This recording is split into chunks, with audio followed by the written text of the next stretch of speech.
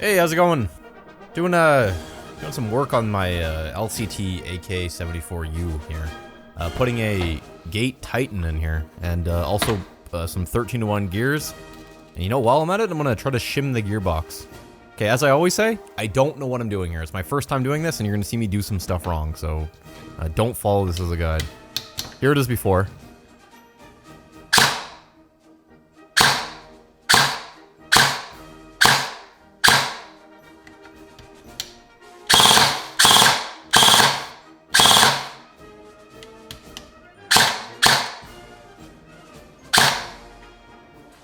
So that's an 11-1 LiPo.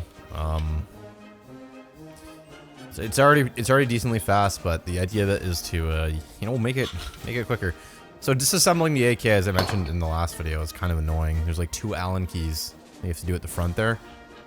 Maybe there's a better way of doing it than I've been doing it, but I cut it all out. It took me like 30 minutes to get them out. Massive amount of time to do that. So yeah, I'm just disassembling it, alright? I wanted to show all the little steps. You know, you pull off the selector, what is it, lever? I don't know what you'd call it. Then you pull off the grip here where the motor thing is. You know, you've probably seen someone do this before, so I don't know what I'm saying right now. I'm just disassembling the gun.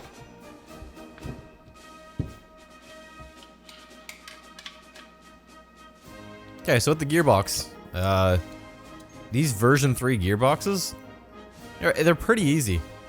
I don't know, maybe it's just LCT, but this was like not hard at all to take apart or kind of work on.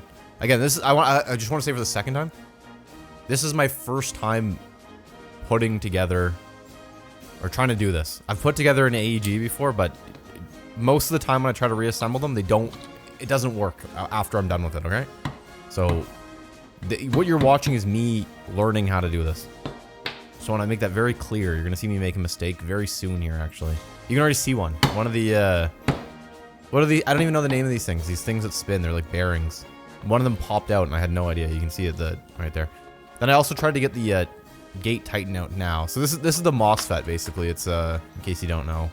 It's like a MOSFET that goes in your gun that allows you to program the gun and do, it does a bunch of, like, cool stuff like pre-cocking. You can, like I said, program it to like adjust your rate of fire, change your trigger response. It's got like an optical sensor in it, so instead of like it hitting a switch, it just knows where the trigger is, and then you can do all sorts of adjustments. These are 13-to-1 gears. I chose these because apparently they're faster. They let you shoot the gun faster than the other ones. And you can see I put that first gear in completely wrong. So this was my first time shimming something. I watched a few guides. I probably did it wrong, alright? I probably did not do it correctly, so if you know how to shim, point out what I'm doing wrong, because, yeah, I don't know. So, the first thing I did wrong there, actually, was I put that first gear in backwards. It should be upside down. You'll see me discover that soon. So, the first thing I noticed, though, was that the bearing was not flush. So it was like grinding up against it. So I fixed that. That's what I was doing with the screwdriver there when I was smashing it. Oh, I meant to cut that out. So what I did is I put the gear in. I think I added 1 shim. Or no, I did not add a shim at this point. And I'm just checking to see if it spins. And then how much it goes up and down. You should also put screws in while you're doing that, but I'm lazy. And maybe that's why I don't know. So I put the first shim in and I could see that it was still spinning. You should probably start with a shim on the bottom. I already had one there, I just didn't show it on camera. Then move to the next one. You can hear that. Listen to that sound. Should not sound like that. That means the gear is hitting the gearbox. So I don't know if I showed it on camera. Also, I discovered, yeah, I had that wrong there in the first gear I put down. So I had to re-shim it. Redo the whole thing. I cut it out though. So I put this gear back in. I also flattened the bushing. That's what it's called. It's called a bushing. There we go. I think I put 1 shim on that side. Then I was just checking the spin here, and then again, can't really see it on camera. I was checking to see how much it wiggles. I think I did put the screws back in to test the gears. I can't remember. This was yesterday. Yeah, so I got those two shimmed correctly. It seemed like they were working, and this is when I realized, oh, whoa, bushing's missing. Yeah, what's that? Where's that? I put it back in. It got stuck to one of the gears I removed, so. Yeah, so you can see how much it was moving quite a bit. Like, there was a lot of play there. Some of that goes away when you put the other gears in. And I did test it with the, yeah, you can see I tested it with the other gears. And it still had quite a bit of play, so I had to put more shims on it. This last one was the one that took the most shims. Maybe that's not good, I don't know. Again, I don't really know what I'm doing here, so.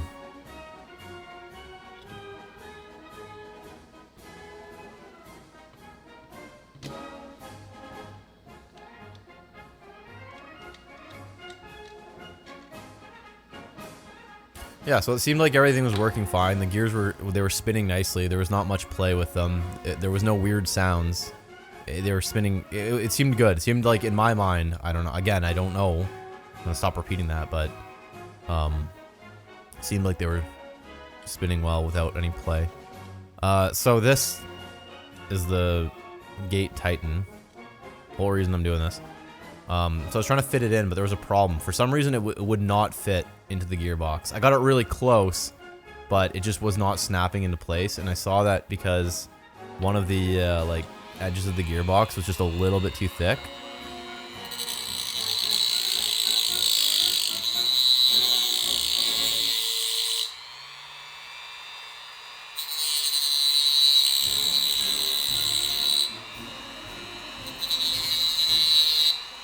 So I dremeled it off, and then as soon as I did that, it snapped right in place really nicely. So then you just take that, I think it's called the cutoff lever. You don't need it anymore, so when it gets removed, you just use its screw plus a little washer, and you pop it in. So then I put, what is this called, the bevel gear?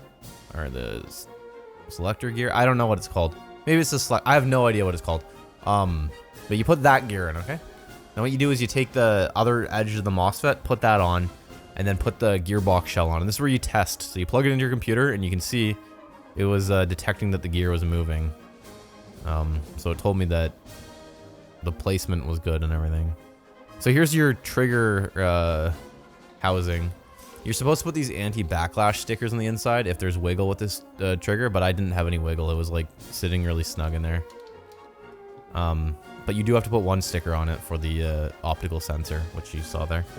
So then I learned this little trick while watching a video. You can use your like pliers to like pull the anti-reversal latch back, and it makes it easier to install stuff. So that I tried it out, it worked really well. We'll do that in the future. And you got put the trigger in here. We'll snap it in place, and I put this the fire selector, something I don't know. I don't know the names of the things, all right? Just you can see what it is. It's that thing. And then it's a quick change spring. Very extremely nice. Look how yellow my fingers are. Why are my fingers not yellow?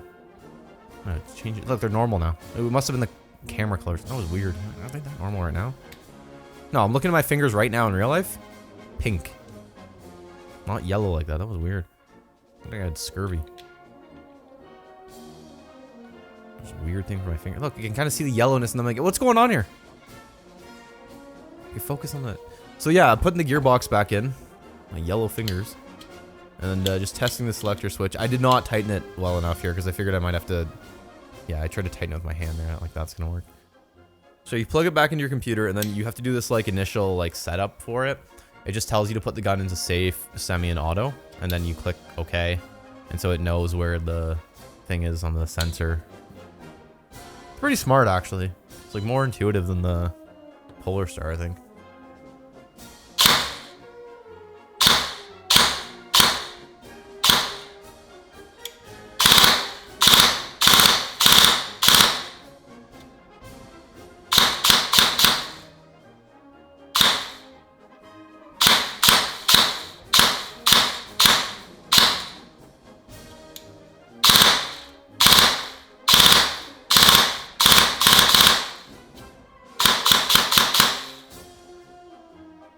So that was with the 7.4. Oh, look at this. Forgot. Celebrated that it was working with some soup.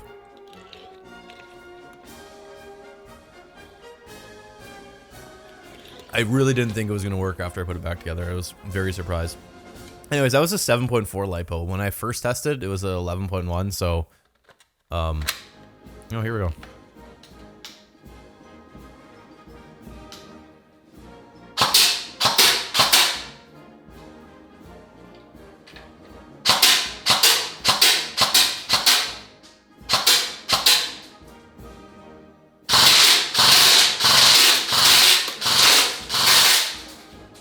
That was the 11.1 LiPo. Then here's a...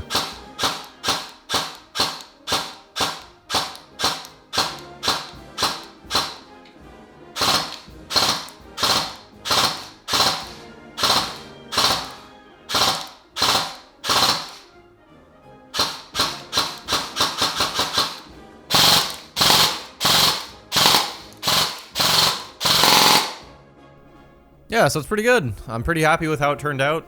I'm sure that I did something wrong with the shimming and the gears, which I'll probably find out when I start using this thing and it breaks, but yeah, there it is. It's pretty good. I'm happy I did that. It's fun to learn. Why I'm doing all this, just so I can learn. But yeah, hey, there it is. It's good. Gun's done. It's good. Love this thing. All right, that's the there's the video. Thanks for watching.